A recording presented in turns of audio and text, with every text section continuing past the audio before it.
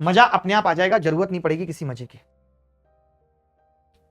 हमेशा हमेशा जब भी इस तरीके के सवाल आएंगे, जब मैं इसको 2 से डिवाइड कर दूं तो यहाँ सी स्क्वायर बन रहा है, ये कभी स्क्वायर नहीं बनेगा, ये 2a का स्क्वायर बन रहा है, इसका मतलब अब भी मुझे यहाँ क्या लेना है, a और c लेना है, डरना ही नहीं है। 8a square. आप ऐसे भी सोच सकते हैं कि क्या क्या लेना है। आप देखो y इसके साथ भी आ रहा है और y इसके साथ भी आ रहा है, यानी y का कोफिशिएंट ना लेते हुए एक बार x का एक बार z का लेंगे, दोनों से xy आ जाएगा। वैसे अगले सवाल में b यहाँ भी आ रहा है, b यहाँ भी, यानी हम क्या लेंगे, c और a का कोफिशिएंट लेंगे। ठीक है, तो 8a स्क्वायर प्लस, कहीं ये फेल होगा ही नहीं क्योंकि ये स्क्वायर बन रहा है, ये कोई ट्रिक नहीं है, कॉन्सेप्ट। बस कॉन्सेप्ट की गहराई तक नहीं जा रहे, सीधे आंसर फेंक के मारना है आपकी छाती के ऊपर। कांस्टेंट लिखा नहीं पहले भी, अभी भी नहीं लिखेंगे, 6 से भी 7 भी से। अब मैं ये कह रहा हूं भाई आपसे, यहाँ a का कोफिशिएंट कितना है, 6 भी, और a स्क्वायर 8, तो बटा 8। मैंने कहा c का कोफिशिएंट कितना है, आपने कहा 7 भी, मैंने कहा c स्क्वायर का कितना है 2।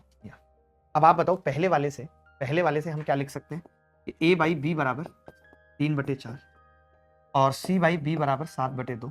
मैंने कहा b यहाँ पे 4 है तो इसको भी 14/4 बना लेते, बना सकते हैं 14/4। आपने कहा बिल्कुल बना सकते हैं। कहने का मतलब a हमारा 3 आया, वैसे तो अनुपात है 3 के मानेंगे, k से k भी कट जाएगा, तो 3 प्लस b कितना आया है 4, c कितना आया है 14 बटे a कितना आया है 3, b कितना आया है -4, c कितना आया है, तो आपने देखा 14 और ऊपर तो बचेगा माइनस का 7, नीचे बचेगा 6, माइनस का 7/6 ऑप्शन में नहीं है।